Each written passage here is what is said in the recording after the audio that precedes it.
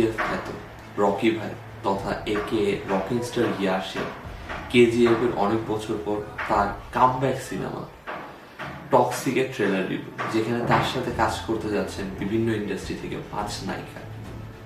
কেমন হলো এই সিনেমাটি?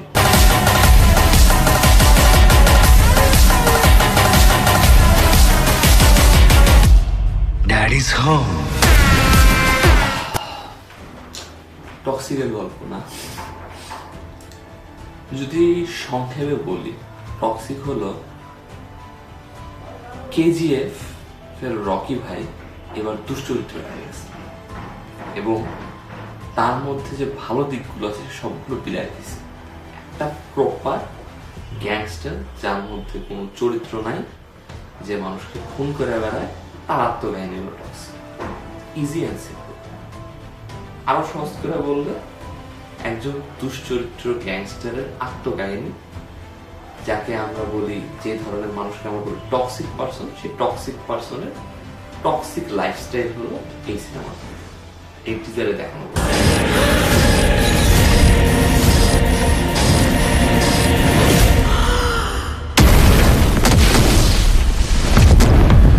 এই টিজারটির যদি পজিটিভ দিক নিয়ে আমরা আলোচনা করি, দেখুন একটা বিশাল বাজেটের সিনেমা, কারণ ইয়াশ আফটার কেজিএফ এর সাকসেসের পর আসতেছে।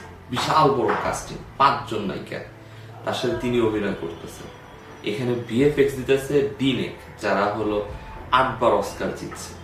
সো এটা যে ভিজুয়ালি বিশাল একটা বড় একটা ইম্প্যাক্ট দেবে, ভিজুয়ালি একটা সুন্দর বা এক্সপেরিয়েন্স, একটা কি বলে প্রিমিয়াম লুক দেবে, সেটা দিতেছে। এখানে বিজিএমটা খুব সুন্দর, এখানে যেভাবে অ্যাকশন গুলোকে দেখানো সেটা খুব স্টাইলিশ। এছাড়া আমি এই সিনেমার কোনো পজিটিভ দিক খুঁজে পাইনি টিজারের মধ্যে অ্যাটলিস্ট।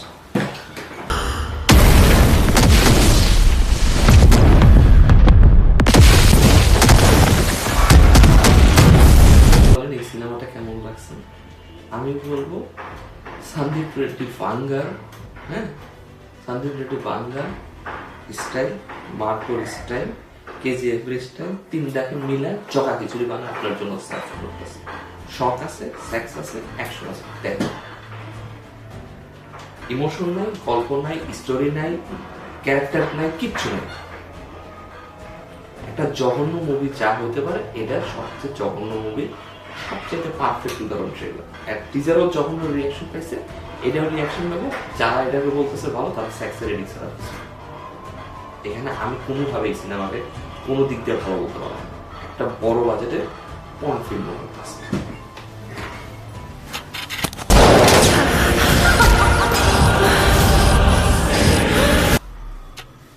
আপনি কেজিএফ এর ডায়লগ গুলা চিন্তা করেন, এক একটা ডায়লগ আইকনিক হয়ে গেছে।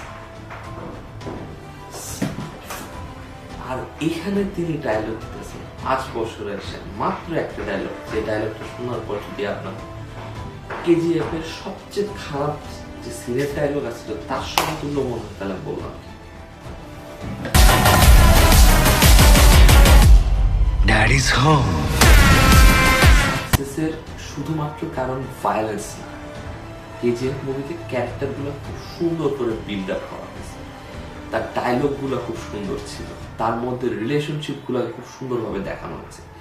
এখানে জাস্ট ভায়োলেন্সের, শুধু ভায়োলেন্সের নামে যেটাকে দেখানো হয়েছে, এগুলো প্রচুর দেখা হয়েছে।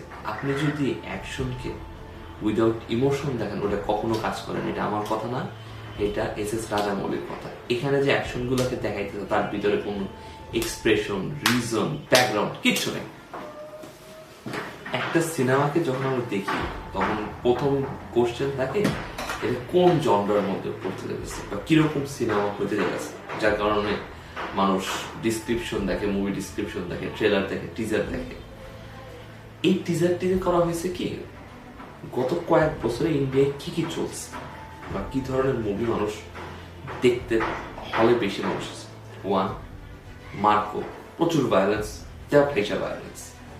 2, প্রচুর পরিমাণ সেক্স, দেওয়া এখানে ঠাইসা, মানুষ এমনি চলে আসবে।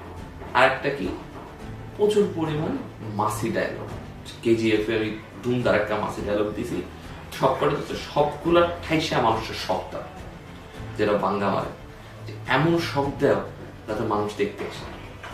এই ট্রোপগুলো এখন সব মুভিতে ইউজ করা হইতেছে। বিগ বাজারের মুভি মার্কোর মধ্যে ইউজ করতেছে, শর্ট বাজারের মুভি এক দিবারে ইউজ করা হইতেছে। সেম জিনিসগুলো জাস্ট এখানে ঠেসে দিচ্ছে। এই মুভিটা কোন জনরার মধ্যে পড়তেছে, কিরকম গল্প হতে যেতেছে, আর ওয়ার্ড কি হতে যাচ্ছে তার কোনো ব্যাখ্যা ট্রেলার টিজার দূরে দিলাম। একটা প্রায় 1.5 মিনিটের টিজার ছিল, এখন প্রায় 3 মিনিটের ট্রেলার আছে। আপনি যদি এটা দেখা এর গল্পের এর ওয়ার্ল্ডের 1% আইডিয়া দিতে পারেন তাহলে বললাম 3 মিনিটের ট্রেলারে একটা মুভির আপনি কোনো ধরনের কারো কোনো ডায়লগ রাখেন নাই, কোনো ওয়ার্ল্ড ভিউ দেননি, কোনো কিছু দিতে পারেন, খালি কি দিচ্ছেন সব দিচ্ছেন।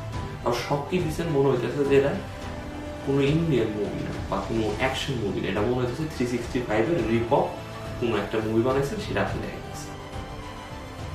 এটা না কোনো গল্প আছে, না কোনো প্রপার না কোনো এটার গল্পের কোনো ব্যাখ্যা আছে, না কোনো ক্যারেক্টার প্রেজেন্টেশন আছে, না কোনো ক্যারেক্টার দেখানো আছে। একটা সিক্রেট তুই জাস্ট শক ভ্যালুর জন্য দিয়ে দেওয়া আছে, যে শক ভ্যালু আপনার কোনোভাবে কাজ করে না।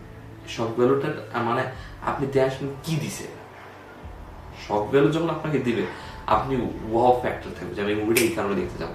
এটা দেওয়ার পর আপনার মনে হবে যে হ্যাঁ কি দিছে, এটা তো মনে হচ্ছে যে 365 ডেজ একটা সিন দিছে, মানে বাজেট বেশি এই কারণে বোটের মধ্যে করছে, আর বাজেট কম এই কারণে গাড়ির মধ্যে করছে।